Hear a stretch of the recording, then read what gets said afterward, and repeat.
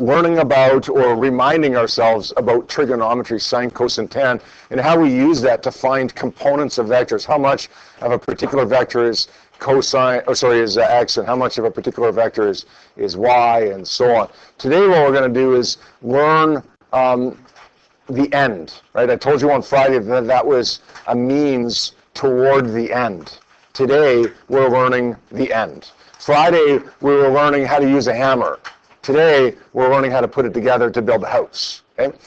We're going to learn to add vectors together today. Now, if you go back to grade 1, your grade 1 teacher probably taught you that 3 plus 4 was equal to, well, let's go 3 plus 4 is equal to 7, right? And it is. If you're adding scalars, 3 plus 4 is equal to 7. And when you were in grade 1, although you didn't call it adding scalars, that's really what you were doing. You were always adding scalars. 3 plus 4 is equal to 7. And then when you went to junior high school, you learned to add vectors. You probably didn't call it adding vectors, but you did learn to add vectors in one dimension. 3 plus 4 could be equal to 7, but 3 plus 4 could be equal to 1 or minus 1 if the 4 or the 3 was a negative value, right? 3 plus negative 4 is minus 1. Negative 3 plus 4 is plus 1. That's really adding vectors, right? 3 to the right plus 4 to the left. 3 plus negative 4 is negative 1. You learn to add vectors together, but vectors in one dimension. Today we're learning how to add vectors in 2 dimensions for the very first time.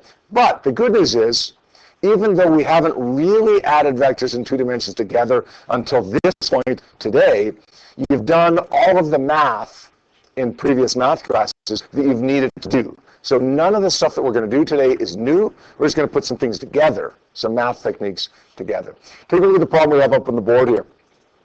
I want to add 3 vectors together, 200 meters plus 100 meters plus 75 meters. If they were all in the same direction, this would be easy, right? 200 plus 100 is 300, plus 75 is 375. If they're all to the right, easy, 375 to the right. If they're all to the left, 375 to the left. If the 100 is to the left, but the other ones are to the right, then we say 200 plus negative 100 plus 75 gives me 175. We can add them together if it's all in one dimension, whether they're both in the same or all in the same direction or not. But now we have them on 2 different dimensions here, an x direction and a y direction. 200 to the east, 100 to the south, 75 to the west. How do we add those guys together? Well, remember that even though the numbers that we get here are going to look odd, we're still adding. It's just adding vectors rather than adding scalars like you did in grade 1, or like adding vectors like you did in junior high school. Here's what I want to do, and this is kind of what ties it together with what we did on Friday and the worksheet that we just checked over a few minutes ago. What we want to do is take a look at all of our vectors, and find the x and y components of each of those vectors. Let's call this vector 1, vector 2, and vector 3. What's the x component of vector 1? What's the x component of that 200 meters? What is it? 200. 200. Positive or negative? Positive. Good. What's the y component of that 200 meters? 0. Good. What's the x component of that 100 meters? That's second vector. 0. What's the y component of that 100 meters? Negative 100. What's the x component of that 75? Negative 75. What's the y component of that negative 75? Or sorry, of that 75? 0. Right? What do you think I got this little line for here? What do you think I'm going to do with these? Add them up. 200 plus 0 plus negative 75 is 125. 0 plus negative 100 plus 0 is negative 100. Does that make sense? We're not done yet. Like we haven't added these vectors together completely yet, but we're on our way. We've got the house framed, okay? We just have some finishing work to do now on the house. Now, before we move any further, let me tell you that the diagram that I have drawn here up here is what we call a vector diagram. Vector diagrams have to be drawn like we have this drawn, such that the vectors are drawn head to tail. The head of the vector is the arrow. The back of the vector is the tail. It's drawn head to tail, head to tail. Oh, this one's not head to tail. This one's head to head. This is what we call the resultant vector. It's the sum of the vectors. If I said 3 plus 4 is equal to 7, 7 is the sum of 3 and 4. This dotted line, this resultant vector, is the sum of all these vectors. And it's always drawn from start to finish. So all my vectors need to be drawn head to tail, except for the resultant vector, which is drawn from start to finish. Got it? The reason I'm saying that now is because you're going to draw a vector diagram now. We need to draw a vector diagram now, a new vector diagram, with the 125 and negative 100. I've got 125 to the right,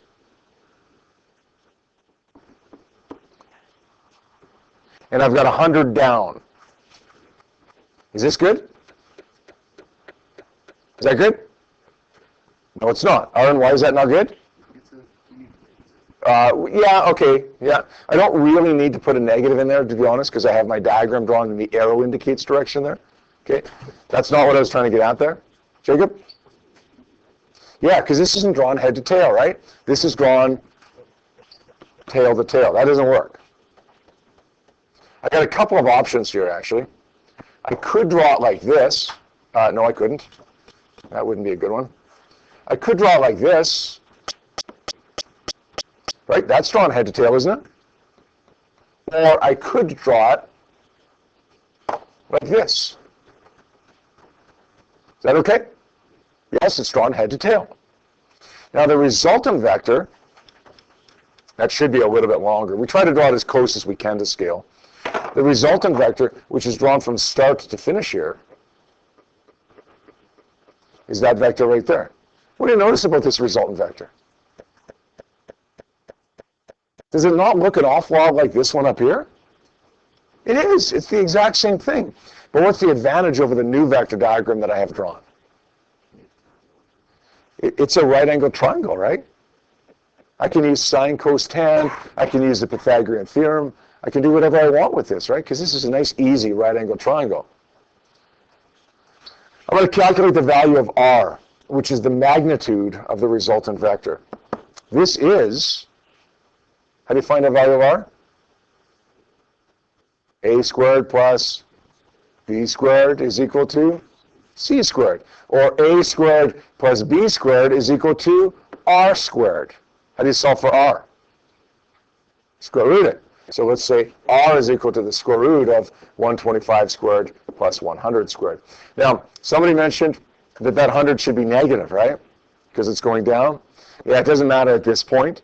What matters is that I made it negative here so that I would draw it in the correct direction. Mathematically, at this point, it doesn't matter. I dropped the negative at that point. Okay, let's figure that out, what the value of that is. Let's say 125 squared plus 100 squared equals, let's square root that, 160.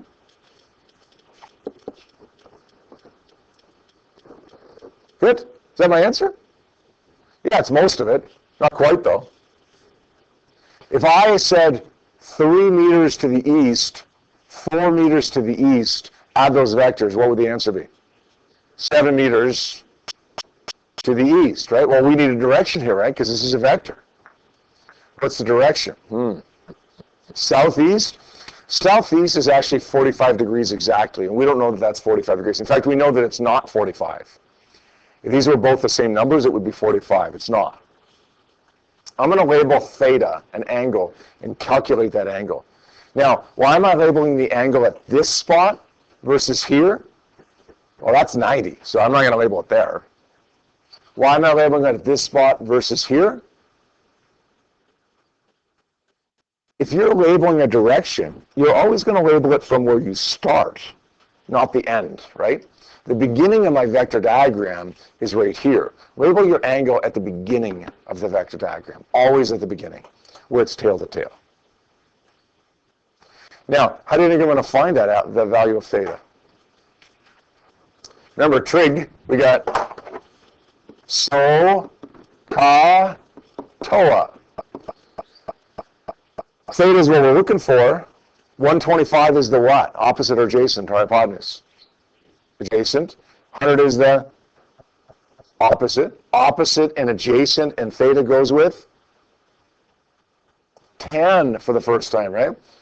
At this point, we're going to use tan. Tan theta is equal to opposite over adjacent. How do you solve for theta there?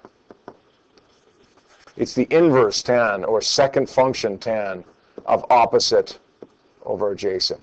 So let's do that on our calculator here now. Let's say the second function tan of 100 over 125. See what I did there for second function tan? Okay, this is tan. The inverse tan is second tan. The inverse tan of 100 over 125 gives me 38.7 degrees. Good. It's not too bad, is it? We're still not quite done. Michael, you had a question before I move on, though? Do you want to use cosine when you're using a given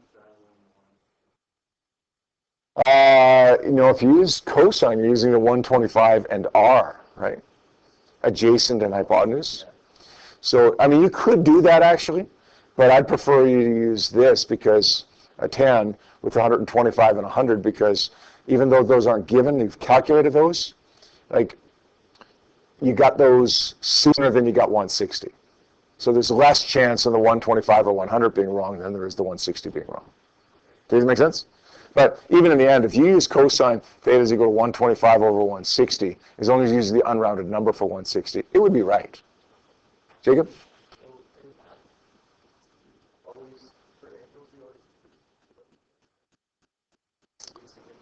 Yes, you should do significant digits. Yeah, yeah. All right. How do we express what this is relative to? Like, let's say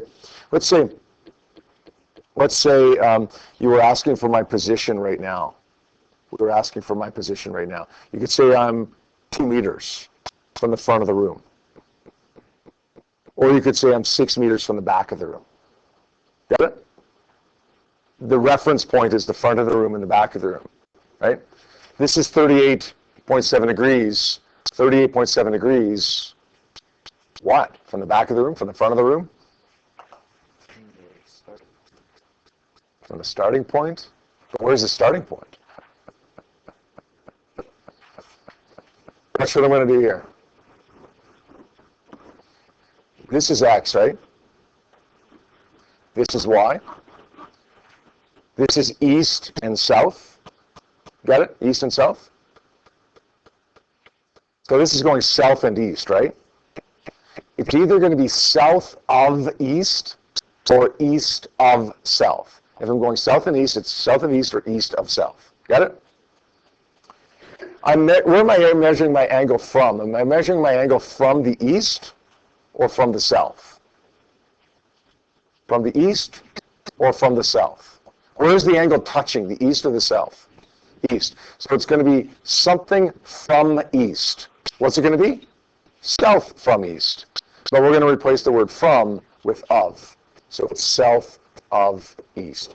38.7 degrees south of east. South from east. Good?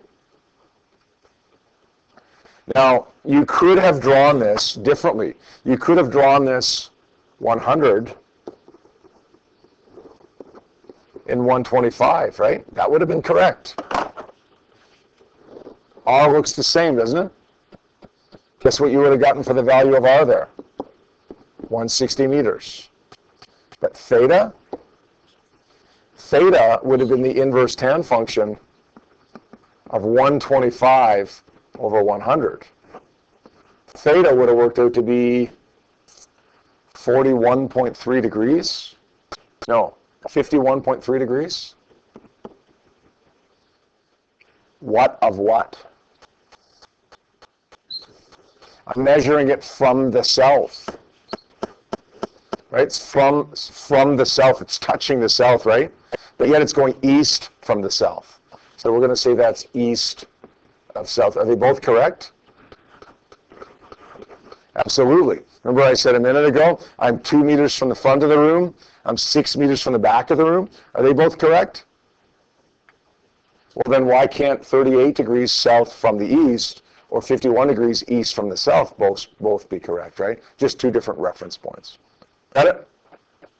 Okay, let's do one more example, and then we'll let you free on some of the questions on your worksheet. Find the sum of the following vectors. In other words, find the resultant vector, right? Don't say 100 plus 50 plus 20 plus 30 is 200. Okay, if you're finding the distance, that's what it would be, because distance is a scalar.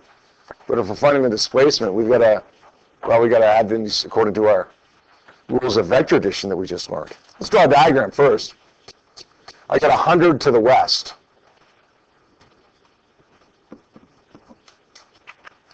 I got 50 to the south. Is this okay so far? Is this okay so far?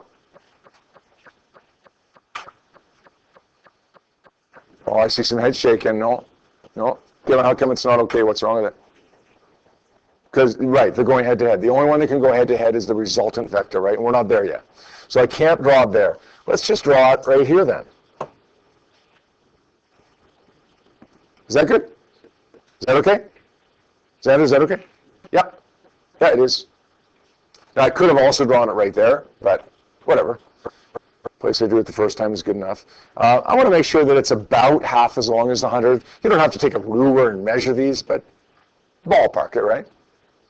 Now I got 20 meters to the east.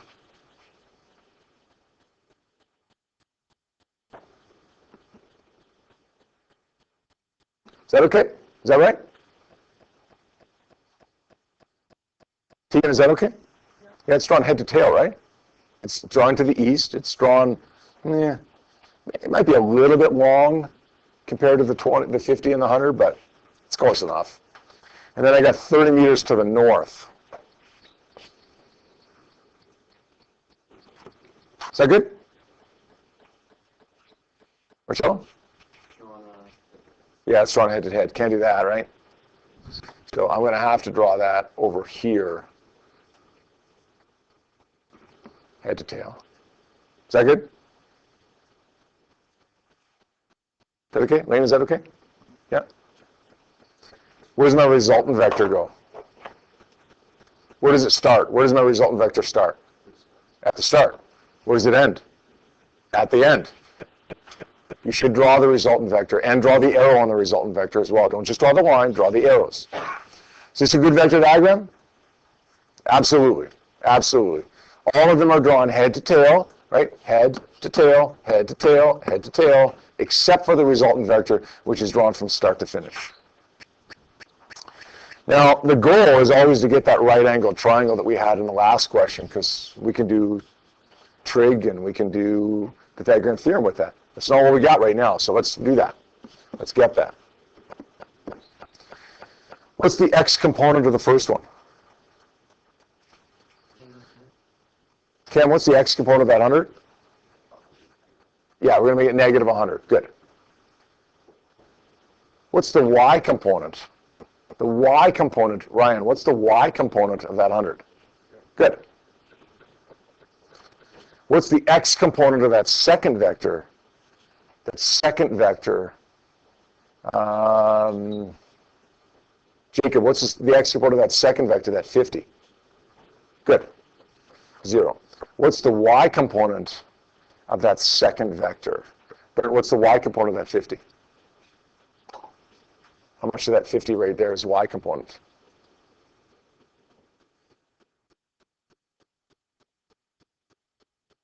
How much of that 50 down is, yes, all of it. We're going to make it negative though, right? Because it's down, not up. Good? Good. Reeve, that 20 meters, how much of that is x? 20, yeah.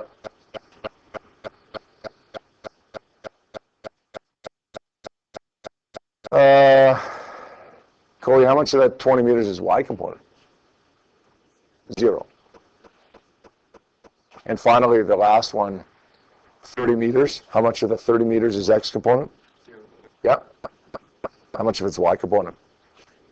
30 meters. 30 meters, yeah. Yeah. Let's add these up. Negative 100 plus 20 is negative 80. Negative 50 plus 30 is negative 20. We done? No, let's redraw this.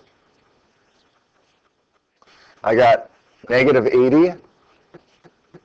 How do I know to draw that to the left? Because it's negative, right? The x component, the 80 is negative. I don't need to label the negative now because the arrow indicates which way it's going now. 20 meters down, right? 20 meters right there. Good? No, what's wrong with that? It's drawn head to head. That's not good enough. I could draw it in a couple of places. I'm going to draw it right here. Is that good? Yeah, that's good. Draw your resultant vector here from start to finish. Should be a straight line.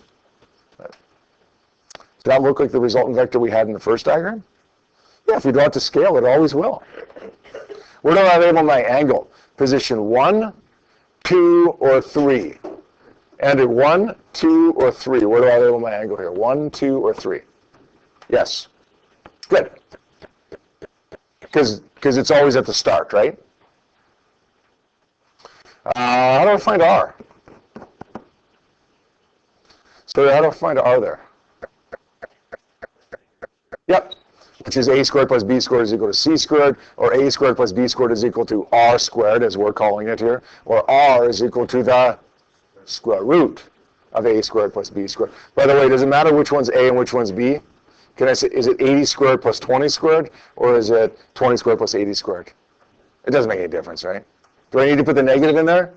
No, no. In fact, if it was negative 80 squared, it's the same thing as 80 squared, right? I just dropped the negative at that point. Good question? Yeah. So let's say 80 squared plus 20 squared equals this. Square root that gives me 82. Done? Oh, almost. Almost. Now we got to find theta. Which trig function? Theta adjacent, opposite. Theta adjacent and opposite. Which trig function is that? Tan. So let's say theta is equal to the inverse tan, second function tan, of opposite. What's opposite? 80 or 20? 20 over 80. On our calculator, do we need to do sine 90 again? I've already done that once today. The inverse tan, second function tan, of 20 divided by 80 gives me a value of 14 degrees. By the way, if you had drawn it like this,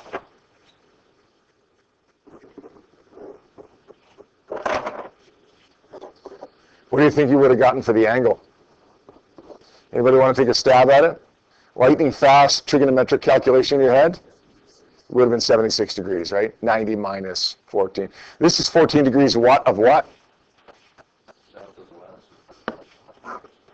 We're measuring it from the west, right? But yet it's going south. So it's south from west or south of west. Had we done it the other way, it would have been, what do we say, 76 degrees? But it would have been 76 degrees west of south. Either one of those would be correct. Okay? Good? All right. Here's the work for the next 6 or 8 minutes in class and for homework tonight, besides your quiz, of course. I got worksheet number 7. Worksheet number 7, questions 1 to 7.